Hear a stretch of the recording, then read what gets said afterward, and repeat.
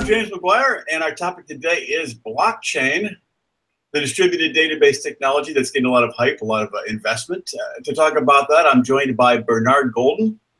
Bernard, how are you doing today? I am excellent. Thank you so much. And I know that Wired Magazine has anointed you one of the top 10 experts on cloud computing anywhere, which is a nice honor. In addition to that, of course, you wrote the Dummies Guide to Amazon Web Services, which I have on my bookshelf. And now you have launched an educational course about blockchain.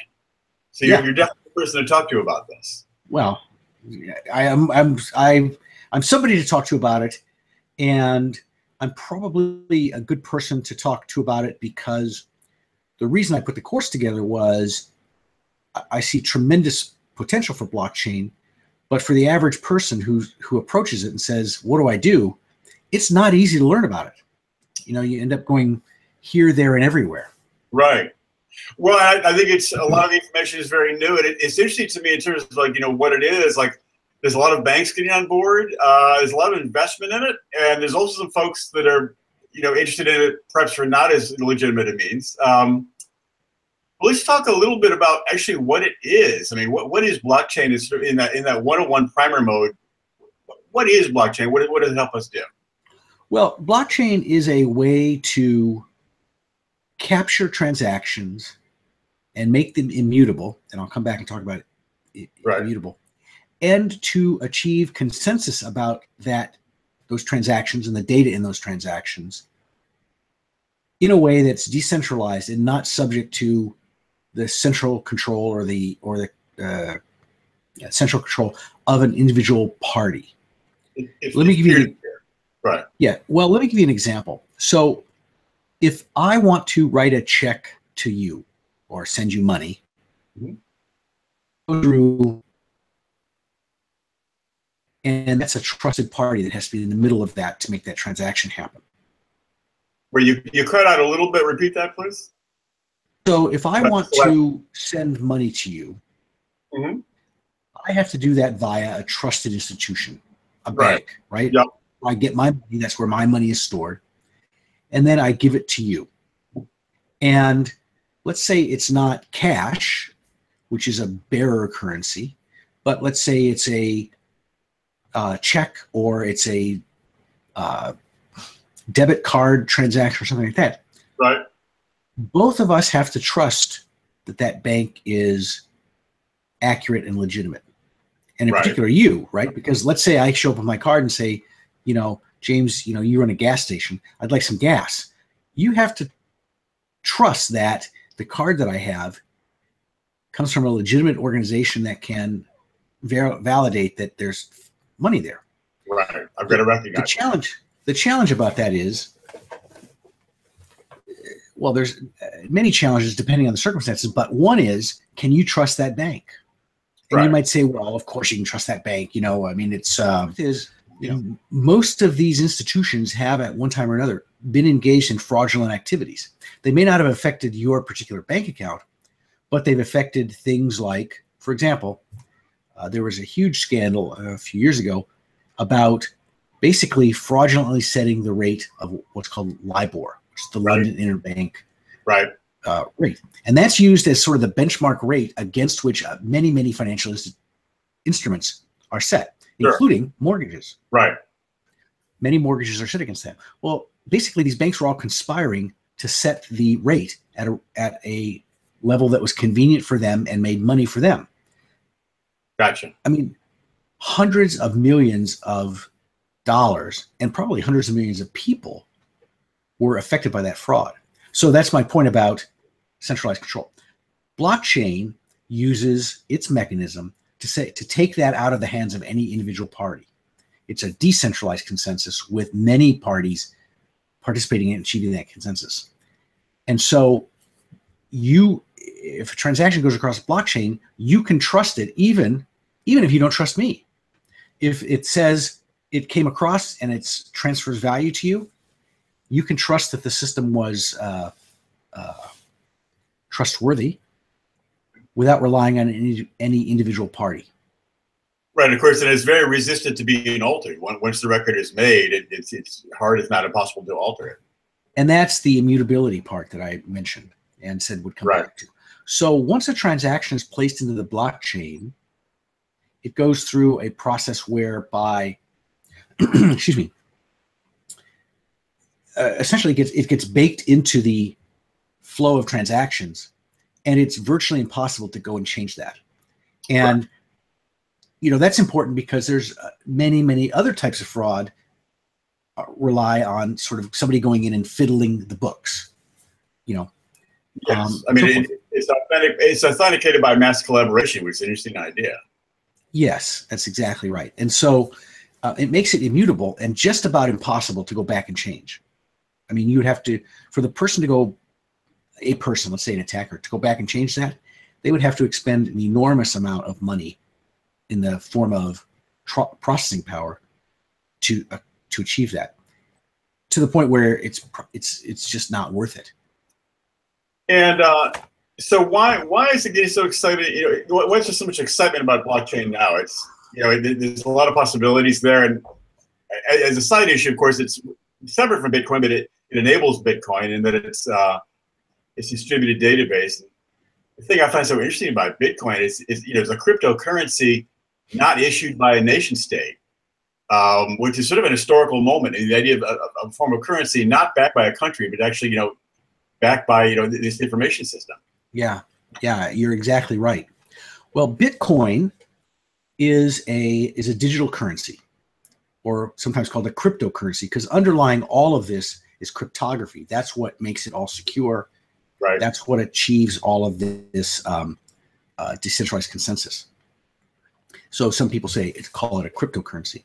It is quite interesting that this is basically created by this computer system that has no owner, that is not subject to any particular national laws.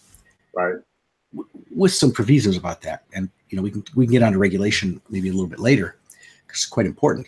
But yes, it's not created by any national mint, any national, there's no Department of Treasury cranking out Bitcoin. Underlying the Bitcoin, which is a store of value and a way to transfer value, is the Bitcoin blockchain, which we were just talking about. Right. Now, the interesting thing about blockchain, those characteristics I talked about, like its immutability, its decentralized consensus, its ability to store data, and not only with immutability, but to store it securely. So you could anonymize it or make it private. All of those things are very interesting characteristics for many applications beyond cryptocurrency. So for example, you might say, you and I are going to agree that I will sell you a piece of property. Well, obviously the cryptocurrency might be for the fee, which would be great, but there's typically a record of you're talking about real property, in other words, houses or land, and there's a deed, and you'd want to transfer that as well. And so you could capture that document into the transaction stream and say, on this date, at this time, this piece of property as validated by this deed was transferred from Bernard Golden to James McGuire. Here's a record of it. And that would become the canonical record of that deed. It would say it's owned by James McGuire. And I couldn't go back, and this has happened many times. I couldn't go back and say, oh, well, I'll resell that piece of land to someone else, or that piece of property. Right. And I also couldn't go back and change it. So, it wasn't owned by you, it was owned by me. And those things have happened many times. So the ability to have verified transactions with validated data that cannot be changed, it's immutable, is quite attractive for many other use cases other than digital currency. And so what's happened is organizations and people have said, let me design new blockchains to take advantage of those kinds of characteristics, but to be better suited, or to be well suited for other kinds of use cases, because that real property and so forth isn't a great natural fit for the Bitcoin blockchain for a variety of technical reasons. Right. And so people have created other blockchains that share those characteristics, that take advantage of those kind of characteristics, but are better suited for other kinds of use cases. Excuse me. How many blockchains are there out there, if it can be even numbered? Well, there's many blockchains. there's probably, I would guess, half a dozen to 10 sort of significant alternate blockchains that have been created. And most of those are really devoted around business use cases. And so you've got a variety of those that are supported by foundations or are sponsored by private companies. Again, directed towards supporting those kinds of characteristics or taking advantage of those kind of characteristics to support particular kinds of use cases. Let's talk about some interesting use cases. I think it's fascinating. A lot of large financial institutions are getting on board, and I know Ernst & Young has provided digital wallets to all their Swiss employees. They've installed a Bitcoin ATM in their office in Switzerland, presumably backed by blockchain. But what are some other interesting use cases for blockchain? So these are some use cases that are sort of in the zeitgeist, and they may be further along in terms of being developed for production, or they may be being prototyped. But one that's quite interesting, and I should have said one of the other characteristics about the blockchain is when you submit a transaction, it gets written into a block, gets put on the blockchain. That can happen quite rapidly. So that transaction hits the blockchain and it can be available within a matter of seconds or minutes. And what's interesting about that is there are many financial transactions that take a really long time to occur. So one that's common is remittances. Someone in one country wants to send money to a friend or relative in another country. And that's quite challenging because it typically, that payment typically has to go through 4 or 5 different financial institutions, each of which imposes its own time delay in there, each of which has its own computer system. So to let it clear. To let it clear, and also probably to take advantage of the float. Right. Love and that. So forth. And they often charge a lot of money for these transactions. And you can kind of think of it as this remittance thing and many financial sort of value chains as being kind of a stream of money. And what happens is every one of those parties that's involved in it dips its cup into the stream to siphon off a little bit of it and say, you got to pay me something for this. Right.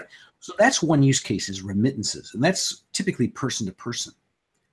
But the business equivalent of that is foreign payments, letters of credit, and so forth. And so in this example, maybe, James, you decide what the world really needs is a James McGuire branded fidget spinner. And indeed, the world does need that. Yes, exactly. I'm sure you're working on it even as we speak. And so you might want to have that manufactured in China. Probably you would, maybe. Sure. And so you need to have a way to make a payment to a Chinese manufacturer to send that. And so you would typically go through a letter of credit process or something, depending on how big a company you were and how big a company the manufacturer is, and so forth. And again, you're sort of back to a lot of paperwork has to get shuffled. And some of these are actual physical documents that have to get sent around, and then they get digitized and so forth and so on. And again, it can take days to get payment across, or even longer. And one of the other problems with that is every time somebody touches it, that's an opportunity for a mistake, for an error to creep in. You send $10,000, but the bank on the other end, somebody fat fingers it and says it's $1,000, and your fidget spinner manufacturer says, "Hey, where's my other $9,000?" Right. Let me tell you about a really interesting use case that's somewhat analogous to that, and it's contract manufacturing, by which I mean hardware manufacturing. So, companies like Cisco or Logitech, or all the way down to just about, 2 guys and a dog, or 2 people and a dog. Right. They'll design a product, but then they'll have it manufactured by some other third party. And, Foxconn manufactures iPhones and so forth and so on. Right. Well, the reality is Foxconn then turns around and goes to its subcontractors, who are typically maybe located nearby. And those subcontractors go to other subcontractors to really, literally, you're down to 2 guys and a dog in a place who do some little piece of it that subsequently gets done. Well, the challenge. A very small-time contractor. Pardon me? A very small-time contractor you're talking about? Yes, who is participating in his value chain, this supply chain. Well, the problem is, there may be a very large order from a very large company that goes to Foxconn, but for all that money to flow down through all the payments and the receivables and all that, to get to that small company is very challenging. And those small companies often have real cash flow issues, right? I know I've received an order, but I've got to go manufacture this fidget spinner thing or whatever it is. Right. But I don't have the cash, and I can't get the cash because, so forth. So one of the contract manufacturers, it may have been Foxconn, I'm not 100% sure, has contracted with a peer-to-peer lending company in China for those people who lend into that, for that to be lent to people in the supply chain of this contract manufacturer. So that's a way for people to say, there's an order for fidget spinners. I'm going to put in some money for that.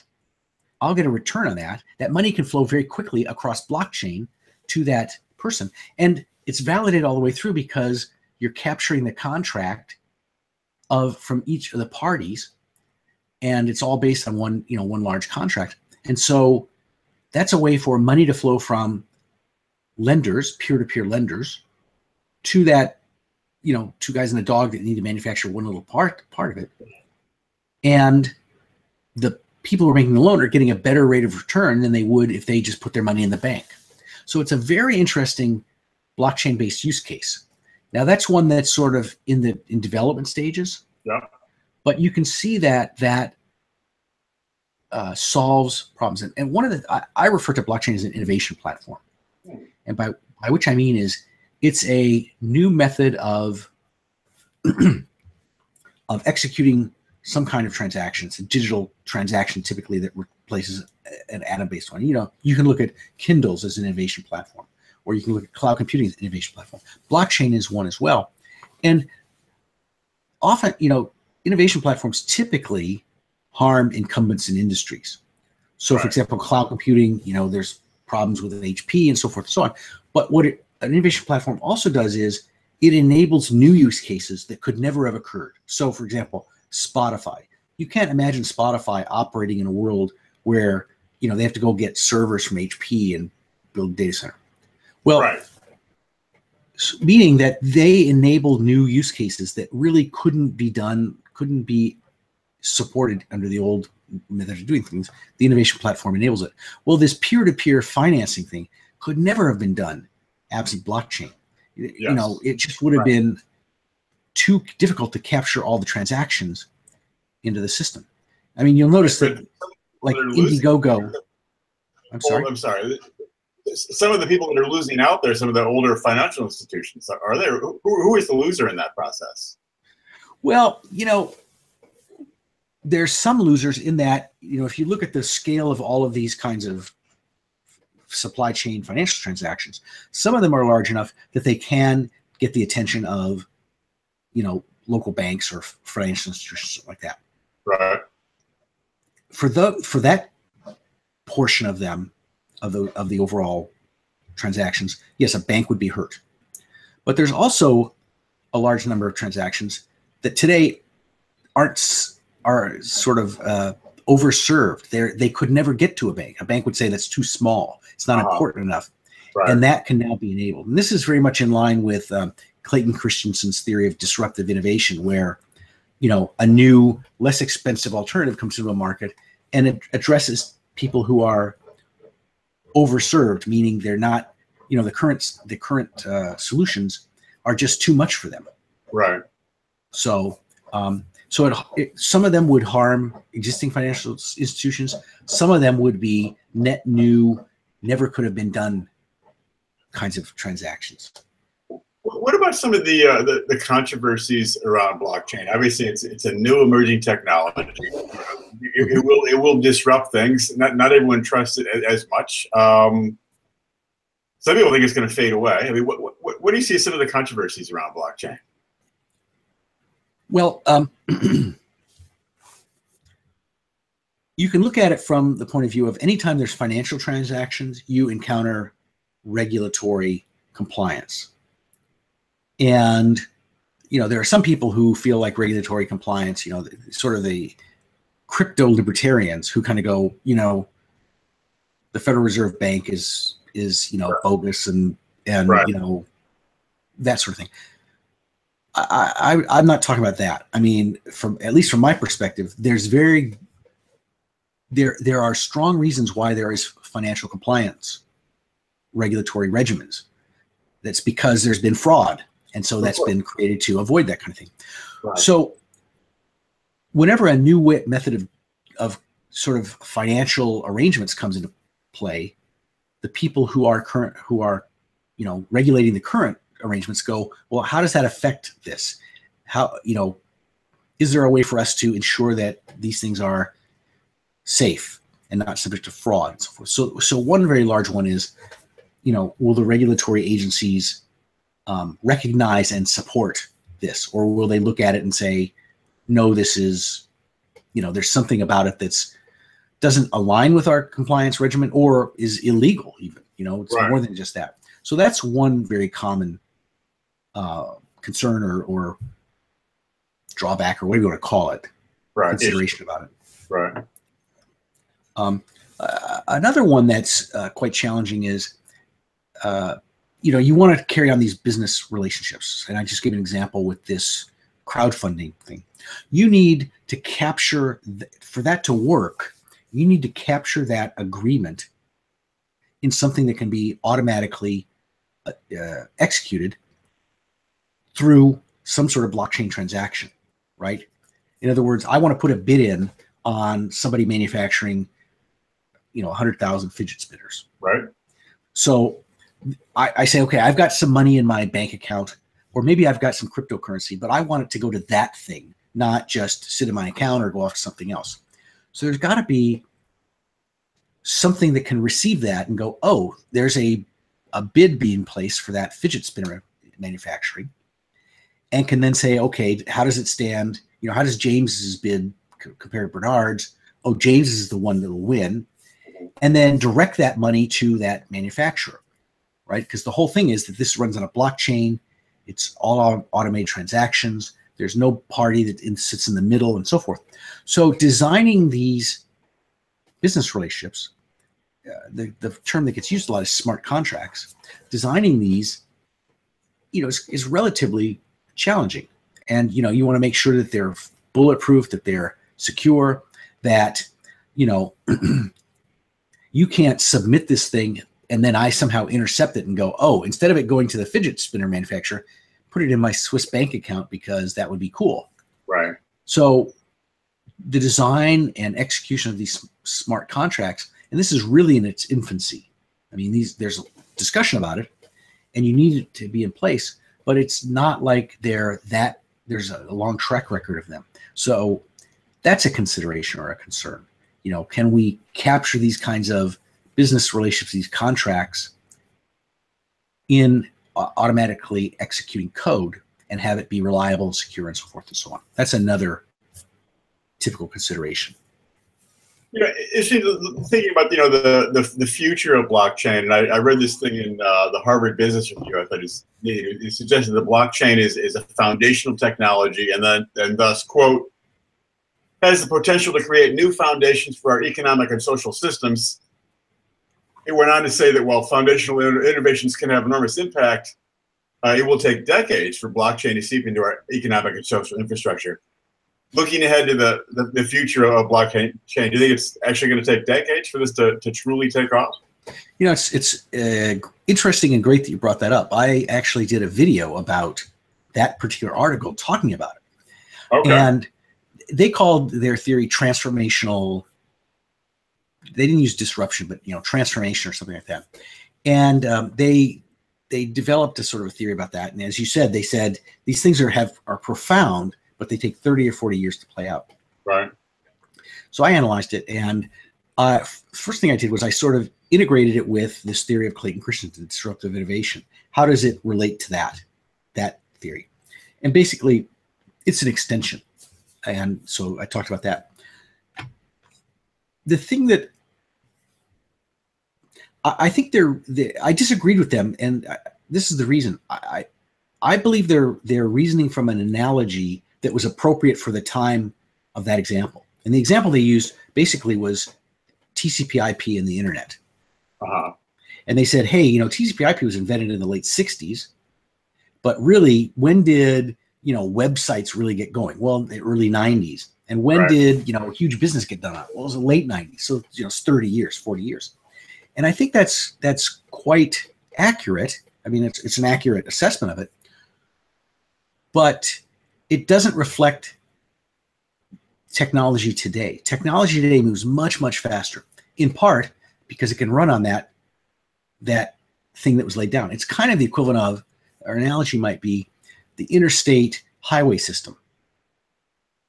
It took a long time to build that out, but people started innovating on top of it, and that moved a lot faster than the highways. So people started putting together, fast food chains and so forth and so on.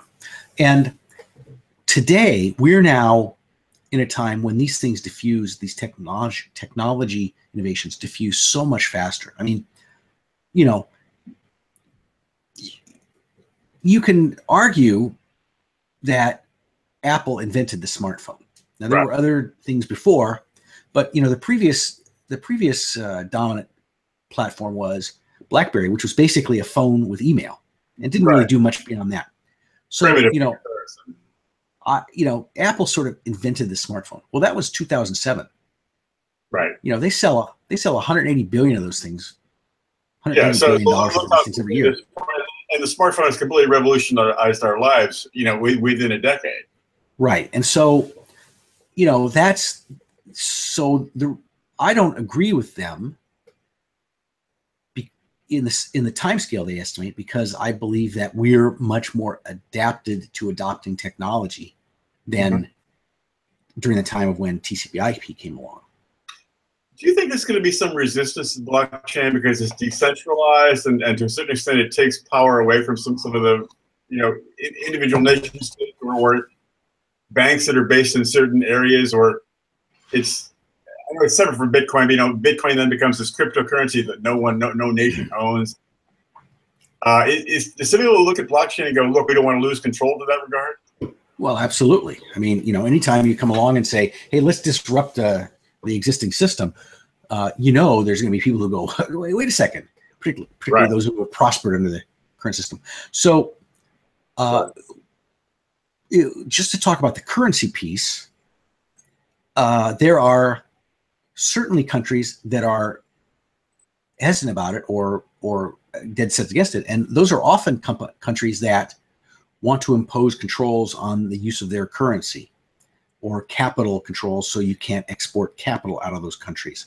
Right. So, for example, they would not be that enthusiastic about blockchain or Bitcoin, let's say. Sure. It's not yet at this stage, because really Bitcoin is so small in the overall scale of the global economy. Right. But you can imagine central banks not wanting the currency to get out of their control, have a significant part of the current, business transactions. Right. So on the other hand, there are central banks that are looking at it saying, well, this digital currency stuff is the bomb. It's fantastic. Right. We'll put one together for ourselves. And for example, the UK central bank has said, let's explore putting together a cryptocurrency pound. And Canada has looked at it as well. So, it's and by that they would keep control over it, because they could still do things like, let's increase the money supply when times are tough, because that'll make people more likely to spend. Because they have what's the word I'm looking for? Policy measures they want to be able to take. Right, economic policy. Right. So, that's another kind of reaction to it. It's like, it's a great idea, but I'll put it under our control. And by the way, there's other reasons for that as well, in that, they one of the benefits of a digital currency, one of the things about another characteristic of the Bitcoin blockchain is it's completely transparent. Every transaction gets put across there and you can look at it. Right. Now, you can't necessarily know who it was because everybody's got a digital identity or a crypto identity, but you can see those transactions. That kind of transparency is something that regulatory agencies are very interested in. Now, for most business transactions in the world, you're not going to want to make it so that anybody can see it, right? Because, for example, if Boeing submits a bid on some kind of defense contract, they don't want Lockheed Martin to be able to see it. Exactly. But you can very much envision a situation where the parties to a contract, you know, Boeing and the federal government both can see it, but also a regulatory agency that needs to track the payments or needs to track the commercial conditions or something like that can also see it. And that the system is set up so that they have the ability to access it, while other inappropriate parties don't have the access to it. And again, that's done via cryptographic means and so forth and so on. Right. So that's so yes, there are people in agencies. I shouldn't say people, but the agencies and governmental agencies, governmental entities that may not be enthusiastic about it, but there are others that have reason to be interested in it and supportive of it. Now, and what that you end up is you can end up with a governmental body that has entities within it holding very different viewpoints about cryptocurrency or about blockchain. Right. Some of them think it's great, and some of them are like, we don't need power. Yeah. Well, and also, for example, Bitcoin. There are some organizations, some governmental agencies that are kind of interested in it for lots of different reasons. But if you look at the police, they're concerned that it's being used for, criminal activities. Right. So they're not so enthusiastic about it. Interesting. Bernard, that's a lot of good stuff. I think you said it. I'd be interested to track how this goes in the years ahead. I think it is going to have a big effect on things. Absolutely. And a little about your course. If people wanted to find your course, where would they find your course? Yeah, well, what I've done is put up a place where they can go find out about it. They can sign up. They'll get 2 free hours of training. So it's, there's stuff that they can learn about blockchain at no charge. And they'll learn about the overall course as well. And what I'd like to do is maybe give you that link and you can put it into the notes of this Hangout so people can go take a look. They can just click on it and go and find out about it. And that would be great. I'd love for them to learn about it. All right. Excellent. Bernard, thank you very much. Appreciate it. James, thank you so much for inviting me on and talking to me about blockchain today. All right. Bye-bye.